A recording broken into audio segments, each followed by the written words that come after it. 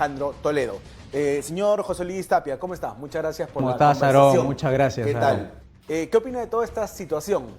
Bueno, se desprestigia hartamente el Poder Judicial para comenzar, porque debió haber tomado las previsiones para que la señora pues estuviera a buen recaudo, con un policía en la puerta de su casa, esperando la lectura de sentencia y luego pues llevarla a donde corresponde, ¿no? Al centro penitenciario. Y otra cosa, también le da una suerte de, digamos, de evidencia respecto a las declaraciones de ayer de Rafael Vela, el coordinador del equipo Lavajato. Hizo una declaración política saliendo de justamente la lectura de sentencia donde se le impone 15 años a ambos. Dijo que no hay intocables. Pero, ¿qué pasó con Nadine Heredia? Y entonces ahí es donde yo veo, ¿no? Digamos, el asilo se lo han dado por esa declaración, justamente declaración política. Entonces la señora le dice, mira, acá está la evidencia de que ellos no son persecutores de la ley, el orden. Es un buen asunto, es un buen punto, porque ellos salieron a decir que el equipo Lavajato ha conseguido una condena. Tranquilamente pudo avalarse en esto Nadine Heredia. Sí, que se consideran ellos perseguidos políticos. Entonces se le ha puesto pues en bandeja de plata este asilo como para que digan pues las autoridades dentro, ¿no? Porque tú sabes quienes comunican esto son los el consejero político de la embajada y le hace un reporte a la Cancillería, ¿no? Quería mencionar también, estimada audiencia, que el salvoconducto fue otorgado en tiempo récord, ¿no? Ni bien se conoció que Lula le concedió el asilo a Nadine Heredia, inmediatamente, a través de diferentes medios, nos enteramos de que el salvoconducto había sido otorgado. Y llama la atención que esto haya sido de manera express y en un gobierno que tiene un premier, Gustavo Eranzen, que fue ministro de Justicia del gobierno de Ollanta-Humala. ¿Tiene algo que ver? Por supuesto, yo lo que veo es el desgaste continuo de la presidenta y está buscando una cortina de humo, por lo menos toda esta semana la va a ayudar a no tocar los temas de fondo que a ella le está preocupando, que es, bueno, el tema primero de las matanzas, que parece que va de frente a la cárcel la señora saliendo de la presidencia. Porque los caballeros la van a perseguir. De hecho, ¿no? Ellos están mandando en la fiscalía, en el Poder Judicial y están tratando de cómo cobrársela. Pero va lanzando sus salvavidas ahí con este salvoconducto rápido, ¿no? ¿Usted cree que la presidenta Dina Boluarte también termine asilada en algún país amigo de ella, ¿no? Dudo, porque ya como se dice, la situación está anunciada, ¿no? Entonces yo creo que los caviares van a estar ahí el 27 de julio, deben estar ahí parados en la puerta esperándole a la señora que salga directo a Palacio. Un asunto, ya que mencionamos a los caviares, que este grupo, liderado por Cateriano, Rosa María Palacios y demás parásitos, en su momento rechazaron que Uruguay le otorgue el indulto al expresidente Alan García, quien no tenía una condena como Nadine Heredia, sino que solamente tenía en ese momento impedimento de salida del país. Tanta fue la presión mediática de este grupo, que no gana elecciones, pero tiene poder, que finalmente Tabaré Vázquez, hoy fallecido, no le concedió el asilo a Alan García. Ahora, ¿acaso hemos visto a Cateriano, a Rosa María Palacios viajando a Brasil, reclamando por qué se le otorgó el indulto a Nadine Heredia? De hecho, pues tú sabes que la izquierda dura y la izquierda blanda, entre ellos se entienden bien, ¿no? Entonces ahí Lula da Silva pues es un presidente que ocupa, digamos, a todo este grupo, tanto caviares, como tú sabes, el Foro de Sao Paulo es bien activo y ha movido sus redes inmediatamente para hacer que este asilo sea una realidad y dejar callados a los caviares, que dentro ustedes saben que los de la izquierda entre ellos se dan duro en épocas antes de elecciones, pero cuando se trata de lanzar a un candidato de izquierda, todos se unen para justamente lograr eso. Claro, lo que queda claro es la doble moral, ¿no? Porque ellos se opusieron a que Uruguay le otorgue el asilo a Alan García, pero ahora están callados en redes sociales o emiten niños pronunciamientos en torno a la concesión del asilo para una condenada como lo es Nadine Heredia a 15 años de cárcel por el delito de lavado de activos. Sí, entonces ahí tenemos que siempre mirar al socialismo, a la izquierda, como un fenómeno internacional. No vayamos a ver solamente con que el Partido Nacionalista, la izquierda, sino que es un grupo que está coordinando permanentemente y lo podemos ver en el último CELAC que hubo en Guatemala, donde hay una serie de, digamos, declaraciones haciéndose, digamos, las víctimas en este sistema que ellos llaman neoliberal, ¿no? Claro, hay un eje socialista, ¿no? De Caracas, conformado por Caracas, La Habana y Brasil. Ahora, ¿cómo queda el Perú al haber digamos, no reclamado que Brasil le otorgue este indulto, a mi juicio, ilegítimo, porque Nadine Heredia no es ninguna perseguida política, no estamos en ninguna dictadura. Yo creo que debemos, ¿sabes qué, Aarón? Pensar en algo importante, porque realmente estos temas nos distraen de una verdadera agenda que la gente debería estar concentrada, y es hacer una profunda reforma del sistema judicial.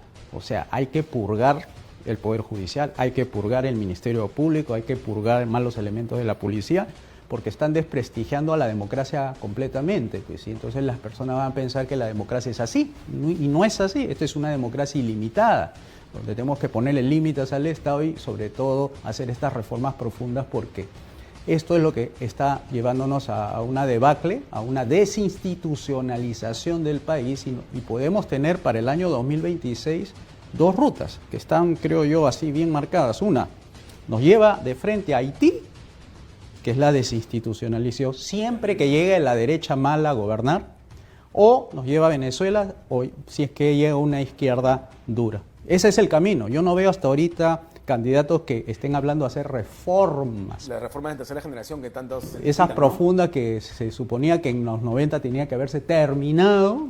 Ahí Roberto Bussallo escribió un libro magnífico, se llama Las reformas incompletas. Y eso es lo que hace falta en materia judicial, porque si esto no se arregla, lamentablemente, pues vamos a tener que observar cómo nuestro país se va desintegrando, ¿no? Claro, porque tenemos también ese fenómeno de corrupción que nos atacó al Perú y que muy bien hizo Odebrecht en acoger todo y instalar todo este virus de la corrupción, de corromper a todo el mundo, es porque acá el sistema también está podrido, digamos, ¿no? Sí, tenemos un sistema político llamado estatista, ¿no? Significa que el Estado se enferma y en lugar de estar dentro de sus límites, se agranda cuando uno se enferma el hígado se agranda y empieza a funcionar mal. Y eso es lo que estamos viendo en el caso judicial, que no funciona, la policía tampoco, el Ministerio Público tampoco, no funciona ni siquiera un Ministerio de Economía, que lo que era antes a lo que es ahora, no es nada comparado, ya no le pone frenos a la presidenta y sus gastos de 20.000 millones a Petroperú. Es decir, no, pero ¿qué se tiene que hacer con Petroperú? Es una empresa que genera pérdidas de $1 millón, de $1 millón anuales. ¿Cómo puede ser posible que se le siga inyectando dinero a una empresa quebrada prácticamente, y dinero de todos los contribuyentes que puede ser destinado a seguridad o a salud, que son temas urgentes, y educación, por supuesto? Sí, ahí hay una serie de reformas que hay que hacer, justamente la reforma política, que hay que limitar al gobierno a solamente hacer justicia, seguridad y obras públicas. No tiene por qué ser un Estado empresario, ¿no? No, esa no es su labor, no es conveniente además, ¿no? Porque son 20.000 millones que se invirtió en Petroperú, que puede haber sido 300 colegios de alto rendimiento de 1.000 alumnos cada uno, o 30 hospitales Rebagliati de última generación. Mira, todo eso se ha desperdiciado por salvar a una empresa que está controlada por el sindicato. Eso te lo da, ¿sabes qué? Y quieren ahora utilidades, ¿no? Sí. Y ¿sabes quién te lo da? ¿Por qué hacen eso? Es por la economía social del mercado. Y por este rótulo nefasto de social. Social. Todo lo que tiene social hay que descartarlo, ¿no? Entonces hay que hacer una reforma, primero las 5 reformas liberales, y luego procederemos a hacer la reforma de la Constitución. Pero eso es después, no ahorita, ¿no? Sí, es muy importante también remarcar que Nadine Heredia y Ollanta, en ese orden, ¿no? Porque en ese orden gobernaron también, se vendieron como unos políticos socialistas, pero no le hicieron ascos al momento de recibir $3 millones de una empresa privada, como lo es la corrupta Odebrecht. Vamos a ver en un video cómo Barata confiesa esta entrega de dinero de la corrupta brasileña. Yo me acuerdo nomás del monto del señor Humala, que era 3 millones. Yo me acuerdo del monto de la señora Fujimori, que era algo como 1 millón. De la señora Villarán, 3 millones. Pero los otros exactamente no me acuerdo. Estos 3 millones que confesó Barata que le entregaron a la pareja presidencial podría configurarse también como una precoima, ¿no? Porque recordemos que durante el gobierno de Ollanta se le concedió el gasoducto del sur a esta empresa corrupta. Mira, viendo ayer un poco el desarrollo de la lectura de la sentencia, todavía se ve algo que le pudiera favorecer a ellos. Es el dinero probado, o sea, como algo que se ha entregado directamente de fuentes ilícitas a las cuentas. Ese elemento la van a pelear en la Corte Suprema. O sea que ellos van a buscar acogerse a esa figura de que no han probado, son puro bla bla bla, indicios así de bla bla bla, cuando todavía no han probado eso que ellos le llaman la fuente de origen ilícito. Esa ruta la van a pelear en la Suprema y es posible que le puedan revocar la sentencia. Sí, porque hablamos Ollanta. solamente en este extremo del presunto delito, bueno, ya el delito de lavado de activos en el caso de aportes irregulares. No estamos entrando de lleno al cohecho, que sería en el caso de la contraprestación de esos 3 millones de dólares a cambio del gasoducto del sur, ¿no? Sí, es correcto. Entonces yo creo que esa ruta del dinero, que tiene que ser bien trazada para que haya una sentencia firme, no lo vayan a revocar la medida pues cuando entre ahora a Pero ya apelación. cuando con esta huida de Naín Heredia a Brasil no está confesando prácticamente que es culpable. Sí, eso se llama obstrucción a la justicia, ¿no? No se ha ejecutoriado la sentencia, entonces ya tiene elementos de convicción ahí en los fiscales. Nada más que en el caso de Ollanta va a tener que pelear por otro lado su sentencia porque... Pero no le afectará la huida de su esposa a Brasil. Sí, si es que lo considera organización criminal, por supuesto. Eso ¿no? dijo al final la jueza Coronado. Esto estaba viendo que había avisos de una organización criminal. Si lo considera así, ¿usted sí cree que lo va a Yo complicar? creo que sí, ¿no? Hay todos los elementos. De acuerdo.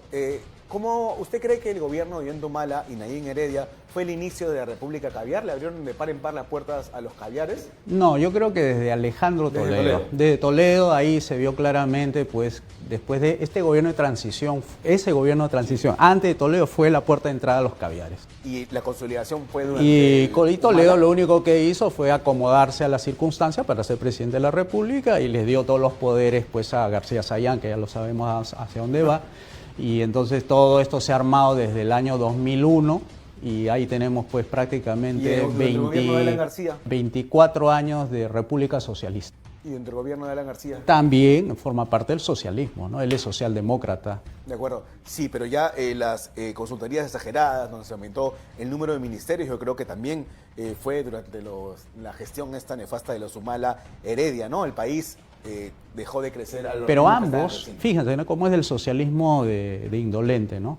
En el gobierno de García se creó el Ministerio de Cultura y en el gobierno de Ollanta Humala el Ministerio de Inclusión y Desarrollo Social. El socialismo son iguales, nada más que uno más duro y otro más blando, ¿no? ¿Qué fue Pedro Castillo? Pedro Castillo cayó por no darle su voto de poder a los caviares, hay que ser claros en eso también, ¿no? Porque, digamos, igual Dina Boluarte, si en este momento tuviéramos de premier a Mirta Vázquez, ¿qué dirían? O de ministro del Interior a Basombrío, a Gino Costa, dirían que no, que los asesinatos son una percepción y que el Perú está creciendo 4% al año, perdón.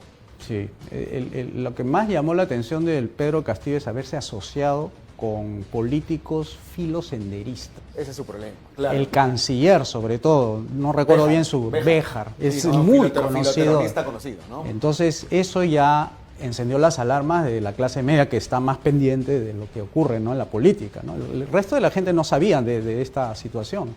Entonces, la clase media se puso en alerta y dijo, no, este gobierno si sigue así nos va a llevar a una senderización pues, del gobierno total. Y eso era imposible de detenerlo, ¿no? Porque ya sabemos cómo es la izquierda, ¿no? No para hasta conseguir el poder total, que eso se llama totalitarismo. Claro, y al final Pedro Castillo, torpe como es, dio un golpe de Estado sin el apoyo de las Fuerzas Armadas ni la policía y sin que existan ni siquiera los votos en el Congreso para vacarlo, ¿no? Y de hecho, si él no hubiese estado en el poder, sino Cerrón la hacía. O sea, ten en cuenta de que él viene de la fila de Cerrón porque pusieron a un tipo pues sin mayor instrucción, lo pusieron adelante.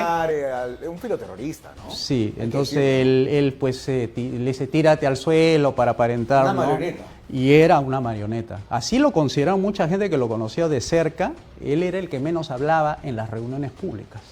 Los que Escuchaba hablaban todo, eran los que estaban escuchaba detrás. Los que estaban detrás eran los que mandaban. Esa era toda la gente con que se rodea en Zarratea, ¿no? ¿Y usted qué opina del gobierno de Dina Boluarte? Como toda izquierdista, siempre tiene el amor por los Rolex, la vanidad de las cirugías plásticas, pero no me parece que sea motivo como para defenestrarla, como para vacarla. Ya estamos a puertas de las elecciones, ¿no? Sí, por supuesto, hay que tratar de mantener la agenda, digamos, de tenerla hasta la señora hasta el julio del 2026, porque eso le va a dar un poquito... Lamentablemente, ¿no? Es así la democracia, nos equivocamos, escogemos la plancha presidencial, estaba la señora oficinista Dina Boluarte Y bueno, tenemos que esperar hasta julio de 2026, porque eso va a ser bueno, eso se llama ¿Y por qué la institucionalización. economía, a pesar del gobierno, sigue creciendo? Este año va a crecer 4%. Porque tenemos todavía los fundamentos Tenemos los macros. cimientos de la Constitución del Sí, 93. tenemos ahí el déficit fiscal, que bueno, que está más o menos yéndose a 3%. Tenemos el tema Cuando lo de... ideal es entre 1 y 2. ¿Perdón?